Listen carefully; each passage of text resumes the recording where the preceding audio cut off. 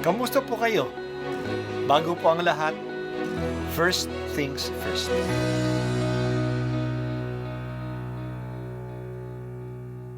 Good morning po. Sinisimulan po natin ngayon ang first things first. At dito po, tinatalakay natin sa unang bahagi ng umaga natin ay ang first readings na binabasa po sa banal na misa. Ito pong tinatalakay natin kasi madalas po kasi marami na tayong alam tungkol sa gospel readings. Pero konti po ang nagsasalita sa first readings. Pero ang first readings, bahagi din po yan ng Biblia, ng banal na kasulatan. Kaya susubaybayan po natin ang mga first readings, basahin po natin at kuminsan kailangan ng basahin ng 2 o 3 beses bago maintindihan kasi hindi po tayo familiar sa mga istorya at sa mga kaisipan na tinatalakay dito. Ang pagbasa mula sa ikalawang aklat ng mga hari. Noong mga araw na iyon, nagsugo si Haring Sennacherib ng Assyria kay Ezekias at ipinasabi ang ganito, "Huwag mo nang dayain ang iyong sarili na ang Jerusalem ay maliligtas ng pananalig mo sa iyong Diyos. Hindi lingid sa iyo kung paanong nilupig ng mga hari ang Assyria, ang ibang lupain. Hindi ka rin makaliligtas sa akin."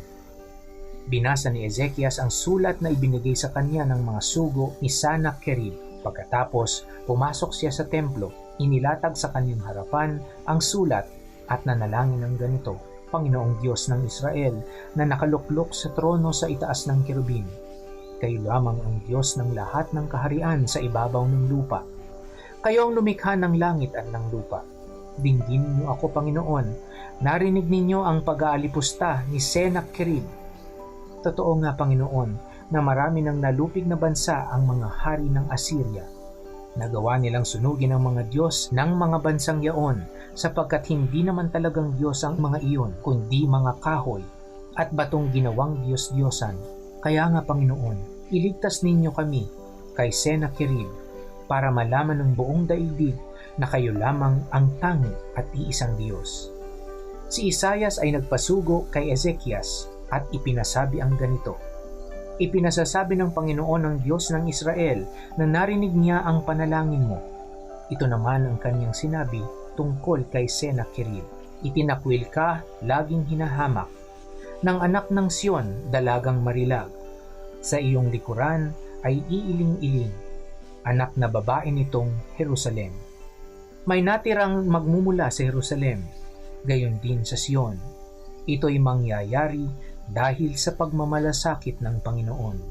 Ito naman ang sinabi ng Panginoon tungkol sa hari ng Assyria. "Hindi siya makapapasok sa lungsod na ito, ni makatutudla kahit isang palaso. Hindi niya ito lulusubin, ni papaligiran. Kung paano siya dumating, ganoon din siya aalis. Hindi niya masasakop ang lungsod na ito, pagkat ito'y ipagtatanggol ko alang-alang sa aking kapakanan at alang-alang kay David na aking lingkod." Nang gabing yaon, pinasok ng mga anghel ng Panginoon ang kampo ng mga taga-Assyria at napatay niya ang 125,000 kawal.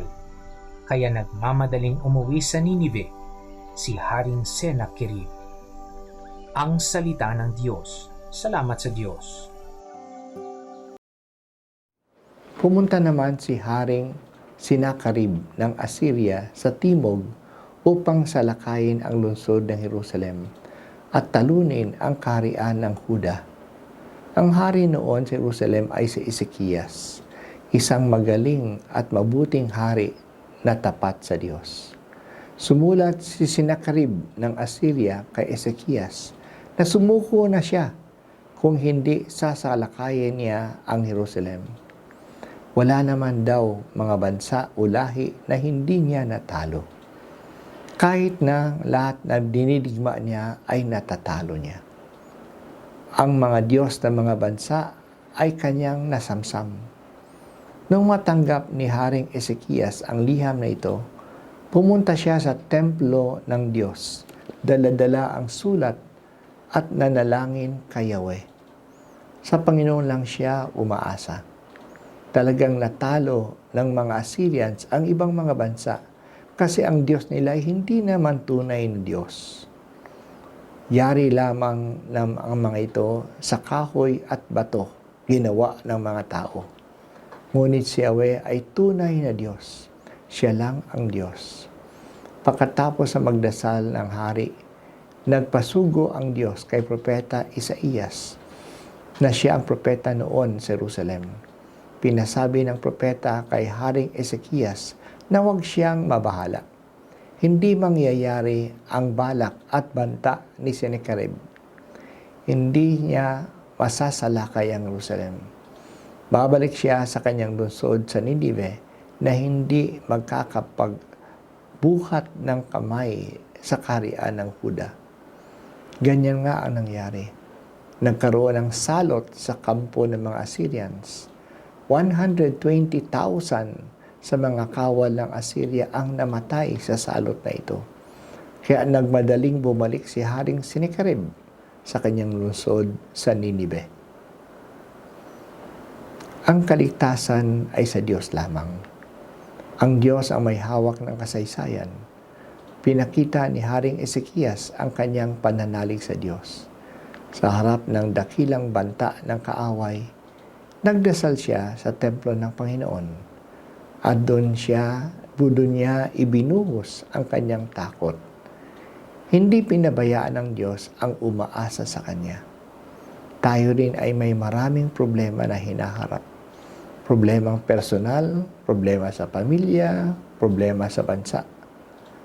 Mas maging madasalin tayo. Mas kumapit tayo sa Diyos.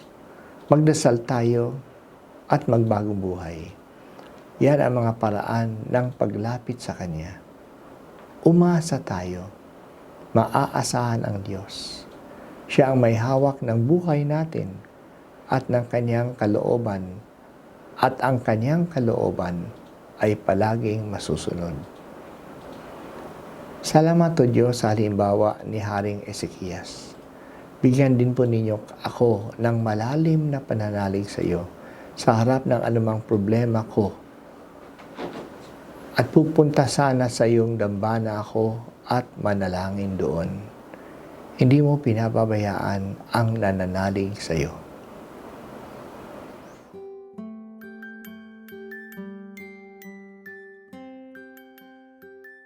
At ako po ay si Bishop Broderick Pabilio dito sa First Things First.